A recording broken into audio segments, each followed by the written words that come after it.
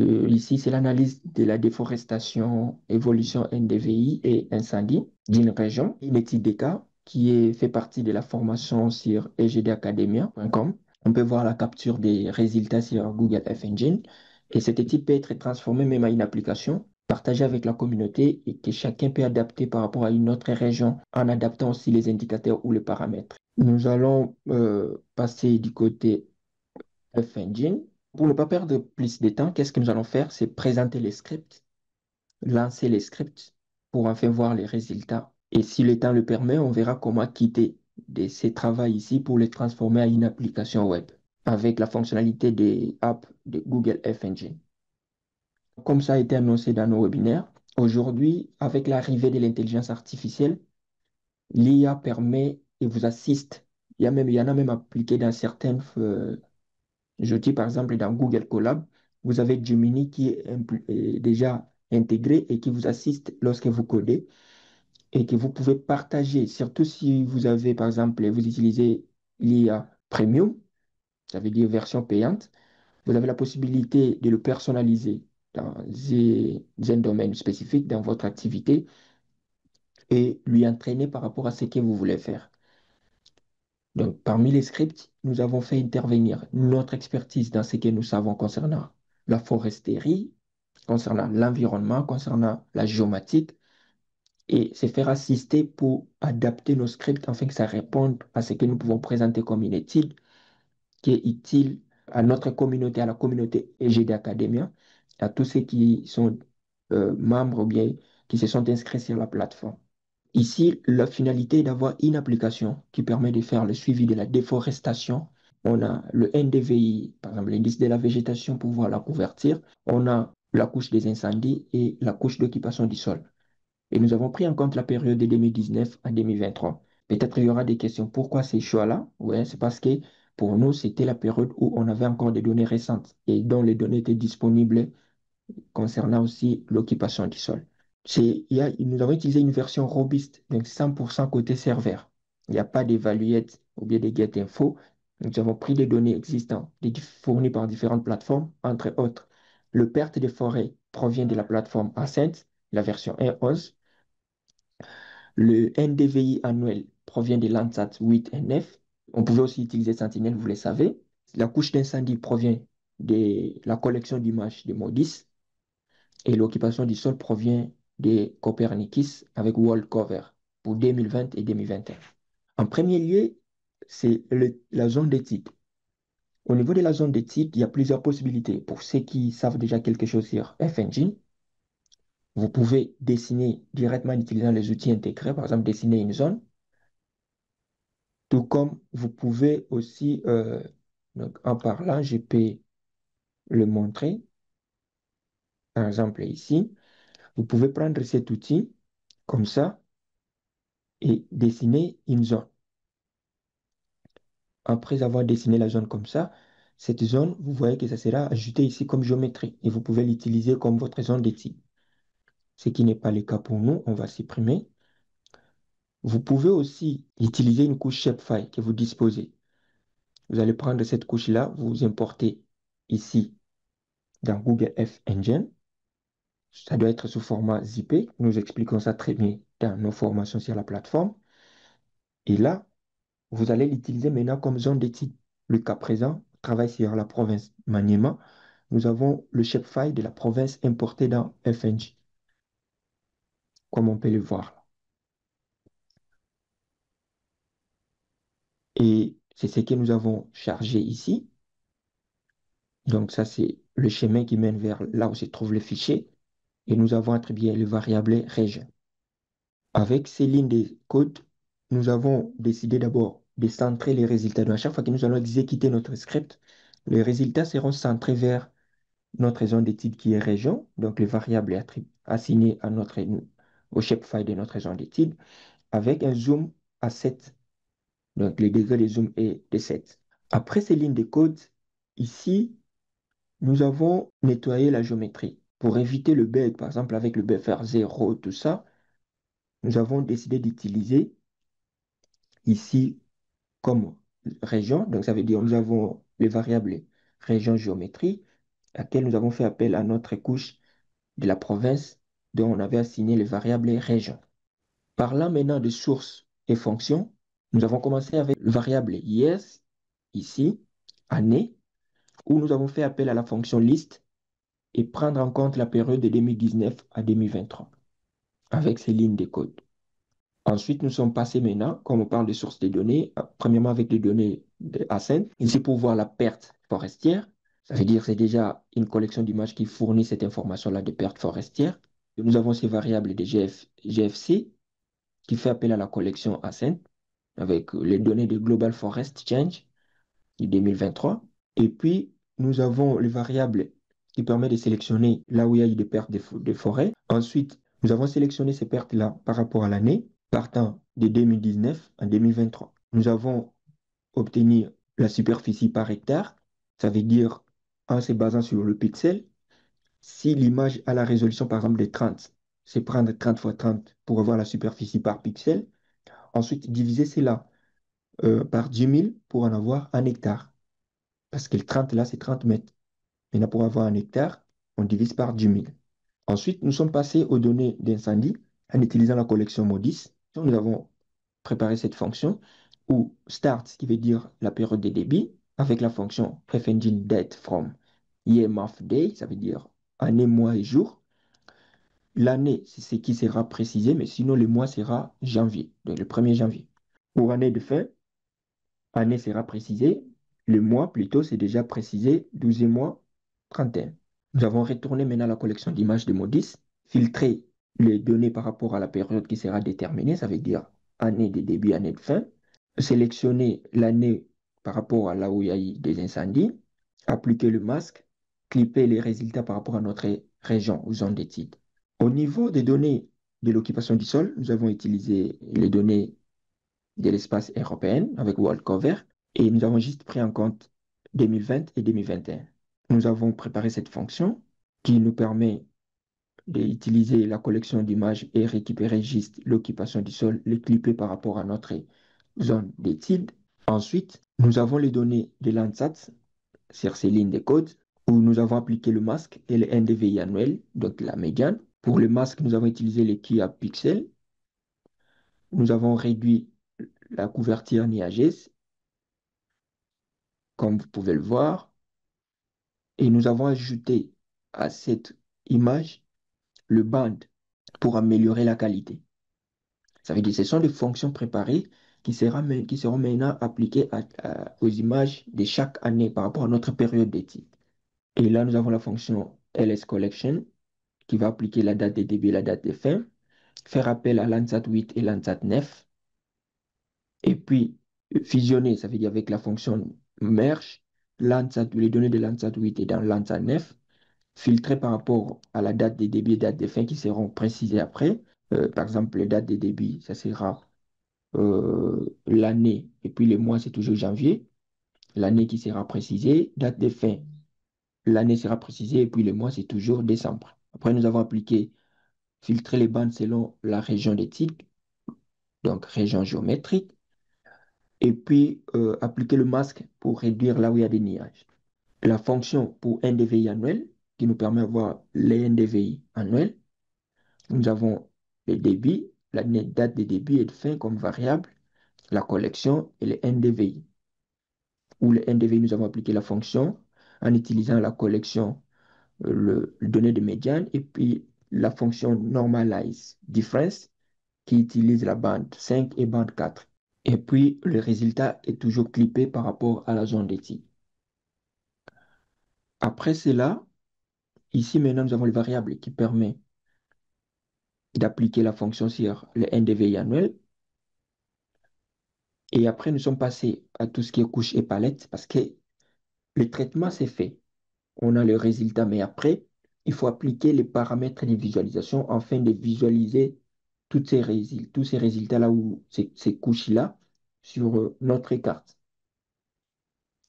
Ici, nous avons le palette pour tout ce qui est annuel, le cumul, le fait et puis l'occupation. Les codes qui sont là sont des codes couleurs. J'espère ceux qui suivent déjà des formations savent avec les notions de CSS, vous pouvez faire la recherche. Par exemple, vous dites code couleur CSS, vous allez voir le code et ces codes-là représentent des couleurs. Par exemple, si vous cliquez ici, vous prenez, vous choisissez une partie, vous voyez que lorsque vous cliquez là, ça vous présente les codes qui sont appliqués pour avoir cette couleur. Si par exemple, vous venez là, ça vous présente les codes qui permettent d'avoir cette couleur. Donc tout ça, ce sont ces codes qui sont utilisés dans les scripts ici, qu'on peut même améliorer après. Ici, nous avons le paramètre de visualisation de NDVI, où nous avons pris la valeur minimale moins 0.2, valeur maximale 0.9, parce que on aura le NDVI de plusieurs années, parce que c'est de 2019 à 2023, et on a vérifié pour que les valeurs de ces différentes années sont comprises entre ces deux valeurs-là. Sinon, vous pouvez juste placer valeur minimale moins 1 et valeur maximale 1. Pour la couleur, on va quitter des couleurs blanches, jaune vers le vert. Donc, vert pour les zones où il y a plus de végétation, blanc vers les zones où il y a peut-être absence totale de la végétation.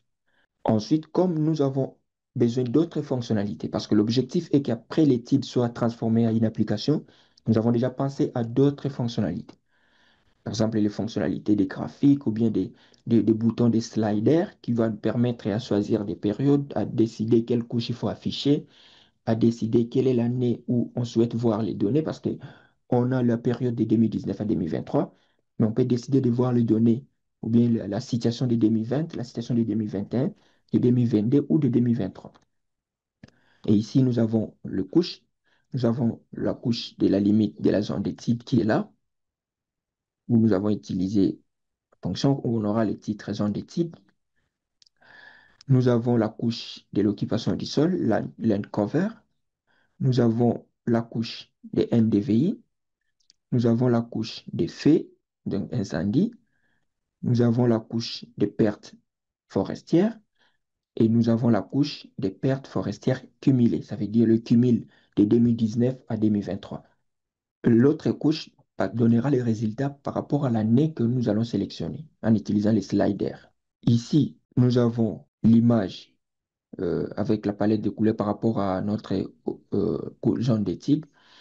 Et parce comme on veut afficher l'occupation du sol, le NDVI, la perte forestière et autres, on n'a pas voulu que la couche de la zone d'étude soit remplie. L'idée était que ce soit une couche transparente, donc il n'y a pas de fond. On voit juste le contour de la province. Et là, nous avons le script ligne de code qui nous permet à déterminer l'ordre des couches. Par exemple, lorsqu'on va ajouter les couches dans le projet, on commencera par quelle couche, selon l'ordre. Vous savez, en cartographie, l'ordre d'affichage des couches. Ici, nous avons la zone d'étude, l'occupation du sol, le NDVI, la perte des forestières, le cumul des pertes forestières et la couche d'effet. En ces niveaux, nous avons préparé un bloc de script pour le contrôle, par exemple pour la manipulation. Une fois on transformera notre projet en une application, on a besoin des boutons, par exemple les sliders, on a besoin des boutons pour afficher les données qu'on souhaite voir, choisir la période dont on a besoin, et aussi, par exemple, les graphiques. On a aussi ajouté, là, par exemple, nous avons pour le slider qui nous permet de choisir l'année. Ici, nous avons la ligne de code qui nous permet d'ajouter un slider pour déterminer l'opacité des couches. Par exemple, lorsqu'on affiche la couche de NDVI, on peut décider de réduire la transparence en utilisant cette fonctionnalité. Ici, on a le variable avec la ligne de code qui permet de voir, par exemple, avec des boutons où on peut cocher pour voir telle couche, de cocher pour ne plus voir cette couche-là dans notre projet. Tout ce que nous avons là pour les cumuls, pour le NDVI, les incendies et l'occupation du sol. Après cela, nous avons travaillé aussi sur le rendu et graphique avec la fonction render où nous avons les variables y, les variables appelées et index. Nous l'avons déterminé. L'idée est que le résultat donné, qu'on puisse les avoir aussi sous forme de graphique. Ça veut dire, on a les graphiques qui indiquent la perte forestière de 2019, 2020, 2021, 2022 et 2023. Voilà tout ce qui est là. Ça veut dire ça sera du côté graphique ou texte, mais il y a aussi du côté carte des données présentées. Par exemple, la perte agrégée, on a appris avec les résultats de la perte forestière qui étaient donnés en hectares de 2019 à 2023. Nous avons aussi obtenu perte agrégée, ça veut dire à 120 mètres. En prenant en compte l'échelle de cette zone-là, on a agrégé ces différentes pertes-là. Et puis, les différents événements, par exemple, lorsqu'on choisit, parce qu'on est allé loin avec les scripts, parce qu'à chaque fois qu'on change, on choisit l'année, cela adapte aussi les résultats qu'on veut afficher. Est-ce que c'est le NDVI, c'est le qui passons, fait, ainsi de suite, pour que ça présente les données par rapport à l'année choisie. Donc, c'est tout ce qui a été fait au niveau de ces scripts. Donc, nous allons ensuite exécuter et puis voir les résultats. Partout où on a utilisé la fonctionnalité print, c'est pour avoir ça sous forme de statistiques ou bien sous forme voilà, des données chiffrées qu'on peut réutiliser. On pouvait même aller loin. On n'a pas affiché ici le graphique indiquant l'évolution de NDVI. Ce sont des choses qu'on pouvait intégrer. Autre chose, c'est prendre en compte d'autres indicateurs ou paramètres qui peuvent influencer la perte forestière. Euh, Parce que là, on parle aussi des incendies, on pouvait aussi prendre de la pluviométrie et autres indicateurs et puis faire des corrélations. Donc, c'est un projet qui va évoluer, raison pour laquelle, comme les scripts et l'application sera en ligne avec la communauté, chacun pourra aller loin et partager ce qui est fait avec les autres. Donc, nous allons exécuter notre euh, script. Donc, nous allons exécuter et voir les résultats. Là, nous avons la limite de la zone d'étude. Et nous avons des rouges là. On va faire en sorte de bien voir. Ici, nous avons les différentes couches. Du côté, d'abord, ça, ce sont les différentes fonctionnalités, boutons ajoutés. Nous avons les sliders qui est là, qui nous permet de changer l'année, par exemple de 2019 en 2023. Ici, nous avons l'opacité des couches. Et là, les différentes couches que nous pouvons cocher. Donc, le cumul des pertes de 2019 à 2023. La couche NDVI par rapport à l'année sélectionnée. Donc, les cas présents, c'est 2023. La couche d'incendie, la couche d'occupation du sol. Pour l'occupation du sol, nous avons des données seulement de 2020 et 2021. Et qu'on peut choisir ici. Nous avons ajouté aussi le bouton. Après, nous avons les graphiques qui donnent la situation des pertes des forêts en hectares de 2019 à 2023. On sait voir qu'il y a eu plus de pertes en 2019 et en 2021, encore un peu en 2022, mais il y en avait moins en 2023 et en 2020. Et cela peut s'expliquer. Peut-être il y a eu intervention d'un projet Red Place ou autre. On saura par rapport à la région de Manième. Voilà, ici pour les couches, si nous cochons là, nous avons la limite de la zone. C'est notre shapefile importé dans F-Engine que nous avons chargé ici. Ici, nous avons l'occupation du sol. Ici, nous avons vu que l'occupation du sol est pour 2020 et 2021. Là, comme nous sommes ici au niveau de l'année en 2023, nous n'avons rien. Nous allons changer ici pour prendre 2021. Voilà. En changeant le slider pour amener à 2021, si nous venons ici, nous allons cocher l'occupation du sol. Là, nous avons le NDVI. Je vois pourquoi ça ne donne pas. OK, donc ça ne donne pas parce que de l'autre côté, nous ne les avons pas encore cochés. Donc, revenons là, cochons ici l'occupation du sol. On pouvait le faire là-bas ou soit utiliser juste ici. Donc, nous avons la occupation du sol pour 2021. Voilà, là, nous avons la carte d'occupation du sol. Et nous pouvons aussi décider de voir le NDVI toujours pour 2021. Voilà, là, nous avons le résultat de NDVI 2021. Et ici, nous avons la couche d'incendie. Voilà. Et si nous pouvons nous approcher d'une zone, on va prendre la zone aux environs de la ville de Kindu, là, où nous avons l'occupation du sol. Donc, là, nous avons l'occupation du sol. Et si nous mettons l'occupation du sol et, par exemple, le cumul des pertes, on peut voir ce que ça donne. Ou encore, si nous mettons l'occupation du sol et les incendies. Donc, on a ici la carte d'occupation du sol et on a ajouté à cela les incendies. On va ici enlever la perte. Voilà, on a l'occupation du sol et les incendies.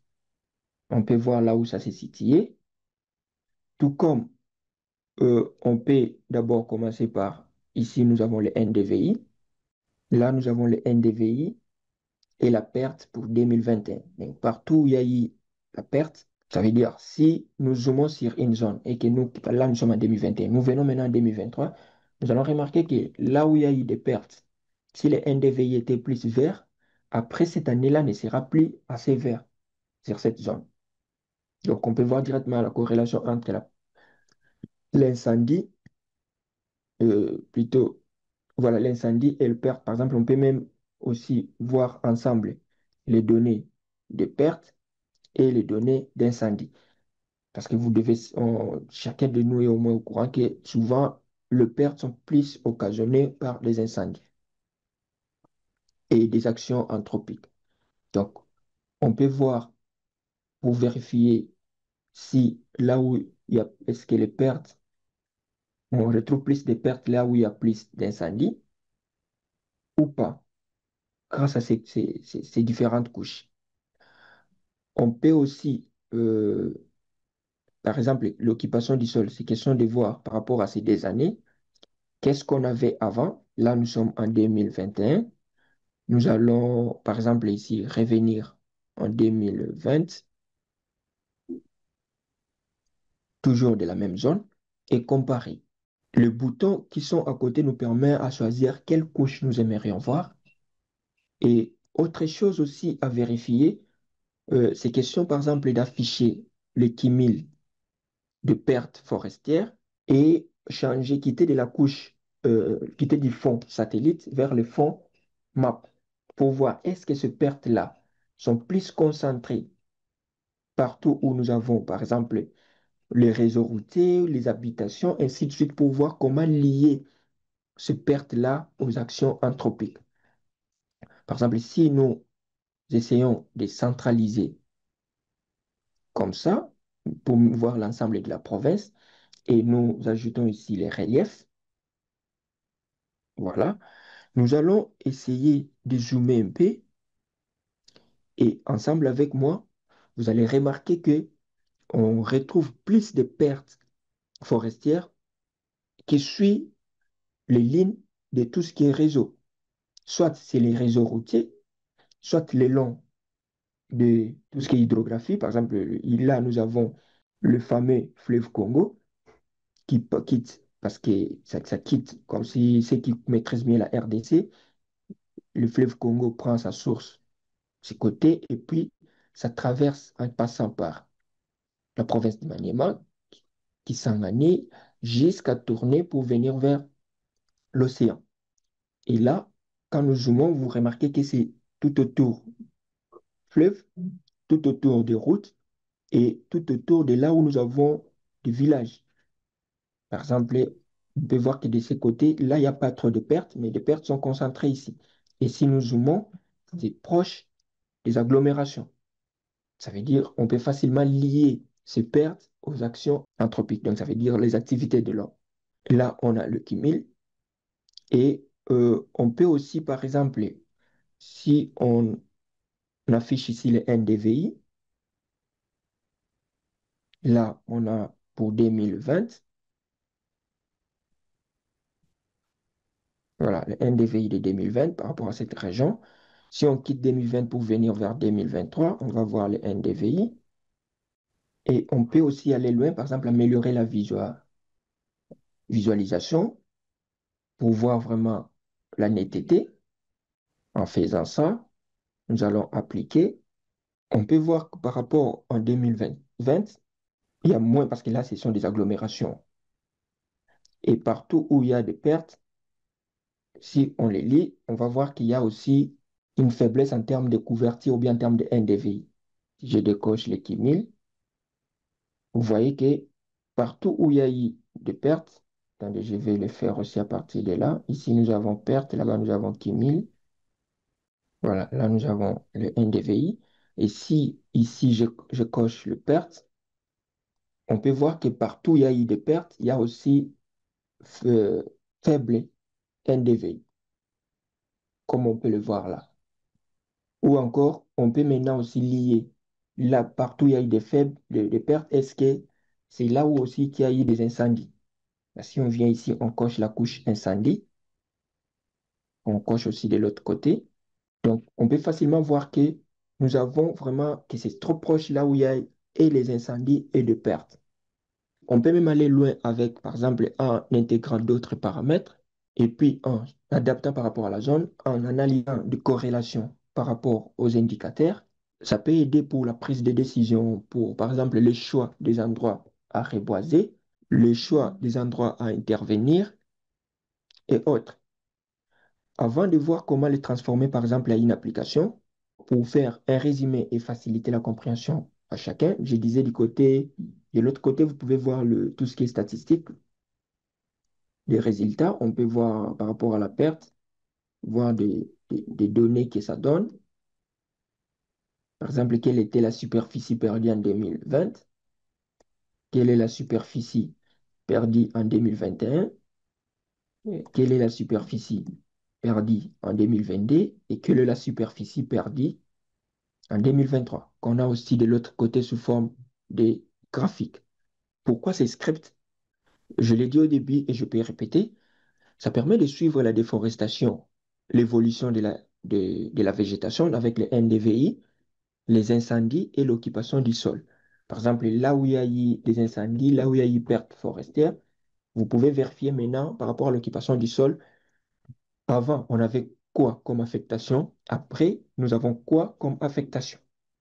F-Engine permet d'intégrer en quelques lignes de code plusieurs bases de données mondiales. Parce que ceux qui sont déjà du domaine, ceux qui utilisent les logiciels de télédétection, aussi cartographie, vous savez combien on souffre, par exemple, pour prendre certaines données amenées dans QGIS ou ArcGIS et les traiter. Des fois, par exemple, là, nous avons toute une province. Imaginez avoir les images satellites de toute la province pour la mener dans un logiciel bureau. Des fois, vous avez des scènes qui ne couvrent pas l'ensemble de la province. Vous devez avoir plusieurs scènes et les combiner. Et des fois, ces scènes-là ne sont pas de la même période. Tout cela pose problème. L'utilisation de Google F Engine, l'utilisation des moteurs cloud, où vous avez des collections de données et utiliser les scripts, vient nous faciliter la tâche. Par rapport à la structure maintenant de ces scripts, nous avons commencé par définir la zone d'étude, qui est ici la province du Maniema, mais que vous pouvez changer en utilisant une autre région. Nous avons utilisé les sources de données enceintes pour la perte des forêts annuelles. Nous avons Landsat 8 et 9 pour les NDVI, ce qui nous permet de savoir la vigueur de la végétation. Les NDVI pouvaient aussi nous aider à comparer, par exemple, l'année où il y a eu plus d'incendies et l'année après, avec les NDVI et d'autres indicateurs, par exemple les NDBR et autres, peut vous permettre à vérifier la capacité de régénération de cette zone-là. Nous avons utilisé les données de MODIS pour les incendies annuels et les données de l'espace Union européenne avec World Cover pour l'occupation du sol 2020 et 2021. Pour les fonctions de traitement, nous avons fait le nettoyage des nuages pour Landsat, nous avons fait les calculs des NDVI, nous avons agrégé des données par année, donc ça veut dire des données annuelles de 2019 à 2023, et puis nous avons passé à des couches cartographiques. Par exemple, là, nous avons chaque indicateur. Nous avons décidé que ça pouvait être activé et désactivé dans nos fonctionnalités. Et puis, nous avons placé une interface UI par rapport au graphique avec des sliders pour changer l'année qui était, par exemple, des 2020-2021 ou choisir une autre année pour régler l'opacité.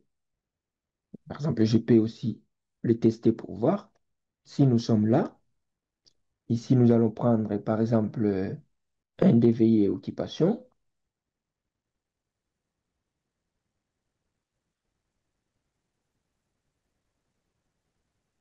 Et nous pouvons utiliser ici la fonctionnalité d'opacité.